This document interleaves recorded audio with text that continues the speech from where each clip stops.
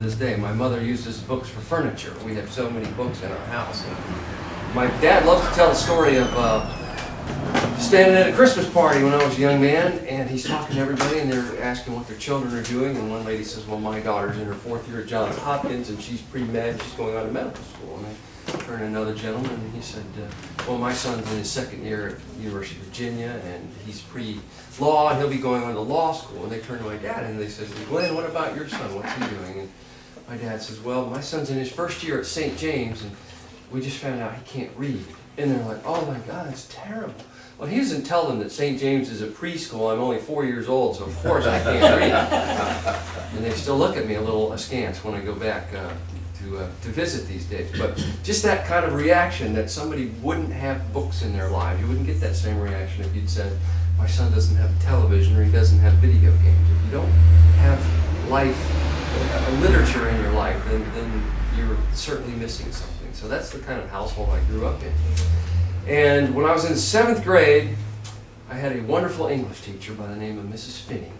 And she was from Charleston, South Carolina, a very proper woman, always wore her glasses on the tip of her nose, and she smiled even when she was angry. And if you did something she didn't like, she'd say, "I see ugly, I see ugly," and you did not want to hear that from Mrs. Finney. So one day she gave us the following assignment: if you could be anything you wanted to be, what would you want to be? And so everybody was going home and writing about, "I want to be an astronaut or a fireman." And I wrote a very thoughtful essay that I would like to be a bump on a log, and I extolled all the virtues of being a bump on a log. You're outdoors a lot, you meet a lot of people, and the biggest benefit is when your parents say, "Don't sit there like a bump on a log," you say, "Well, I have no choice, that's what I am." And so I turned in this essay, and a couple days go by, and Miss Finney said, "Mr. Kent, could you come forward?" And she's smiling over those glasses, and I thought, oh no, I should have gone with astronaut or doctor or something. And I sat down, and she said, "Well, that wasn't exactly what I had in mind, but that was the best 7th grade essay I've ever read.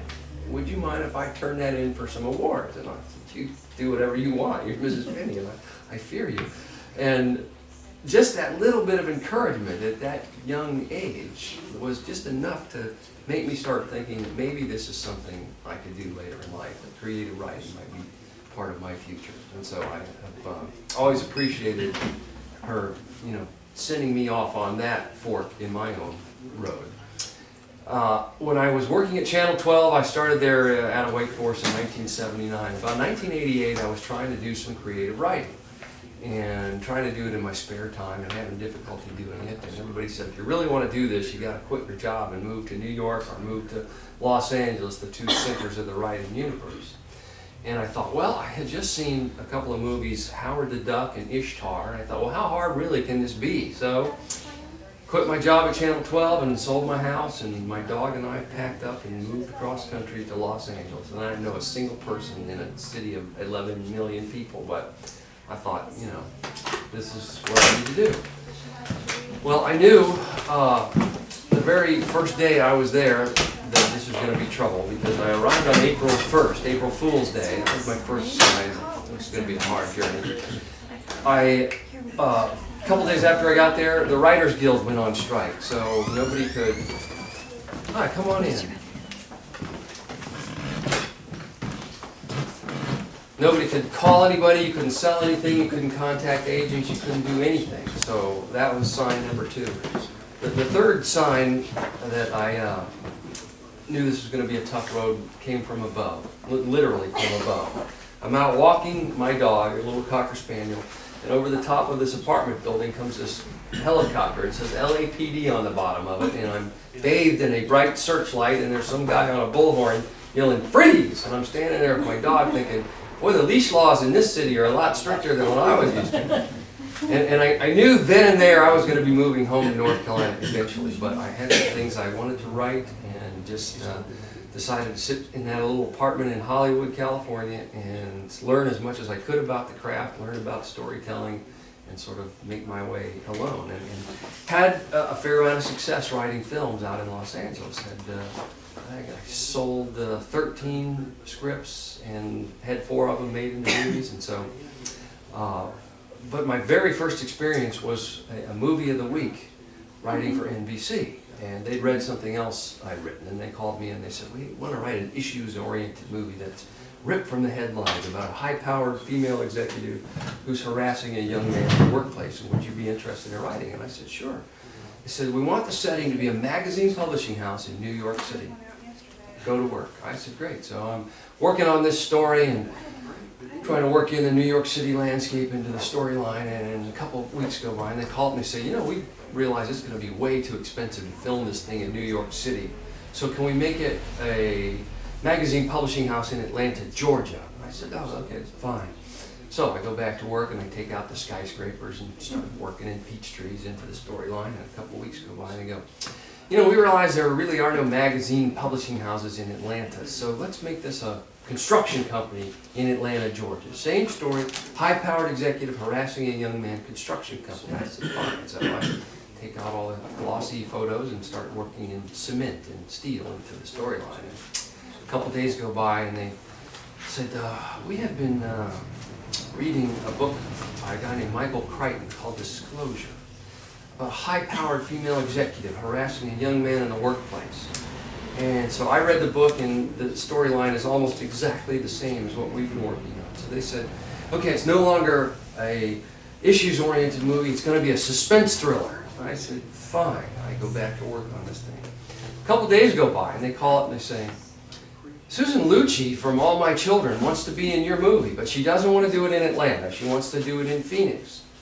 I said, fine. So we take out all the peach trees and start working in cacti. A couple days go by, we're moving it to Scottsdale. I said, fine. I thought, if they call me one more time, this is going to be a musical in Fresno. So I finally got the thing written. It aired on NBC. Everybody was happy with the final product, except for the writer, who saw what he started with and what ended up on the screen were two vastly different things.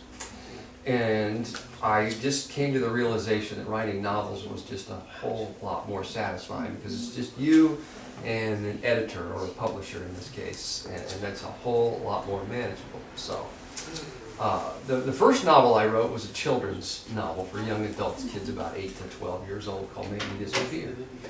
And I always start off, whenever I write a novel, with two little words, what if? And the what if, you know, what if this happened, what would happen next? Well, the what if for that came to me in a dream. And I was staying right over here in the Brookstown Inn. We were getting ready to get married. It was the night before my wedding. And I have this dream about where do things go when a magician makes them vanish and disappear on stage? Where are they until he brings them back? So I come down that morning and I'm sitting there with my mother and father and my aunt and uncle, and I said, I had the strangest dream. And I explained it to him, and my dad pulls me aside and says, two things. First of all, I would jot down some notes on that, because that sounds like that might make a great children's book someday. Secondly, I would not tell your wife you're dreaming about disappearing the night before your wedding. Smart man. The second book I undertook was called When the Ravens Die. And it's the what if there's an American professor who goes back to England to trace his ancestry and stumbles on a secret about the royal family that they don't want anybody to know about. So that was the sort of launching, jumping off point for that story.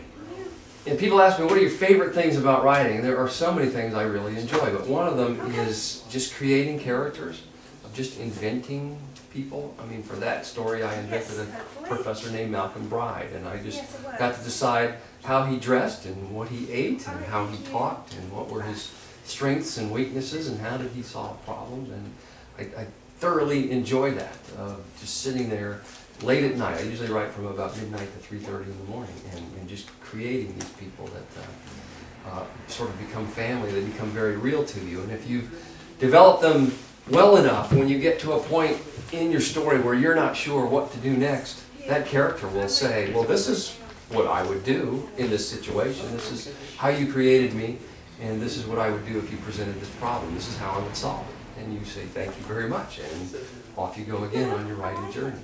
The drawback in getting so attached to your characters is that sometimes, especially in a suspense thriller, some of your characters don't make it to the end of the story. You know, and I had one night where my favorite character in that book, I killed him off about 3/4 of the way through. And I remember turning off the computer and walking downstairs, and I'm laying in bed and I'm thinking, I feel terrible. This man is dead, and it's my fault. And I resisted the urge to go back upstairs and bring him back to life. But just creating, I call them the roommates in my head, is something I thoroughly enjoy. The other thing I love about the writing process is the research that goes into it. For that story, traipsing through England and London and graveyards and cemeteries, and just putting all that together to make your story as authentic as you possibly can. And then the third thing that I love is just sitting down at the end of the day and saying to yourself, I said something. I said what I wanted to say. I think that's why most people write, is because they want to tell somebody else what's on their mind. With that comes a great deal of fear, because what if everybody else doesn't care what you have to say, or doesn't agree with what you have to say? And that's a real fear that a lot of writers realize. I think there are a lot of people who have unwritten manuscripts sitting in a desk drawer somewhere, or a story locked up in their head, a memoir even, that they haven't written just because of how they're worried about how that's going to be accepted and how they'll be perceived as a writer. So that's a genuine fear.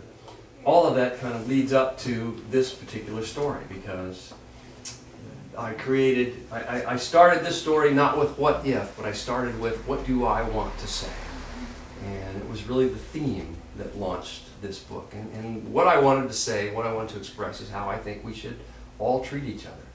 Not just in 1860, but in 2011. And whether we're different gender, different creed, different color, just the love thy neighbor and do unto others was the message of this book.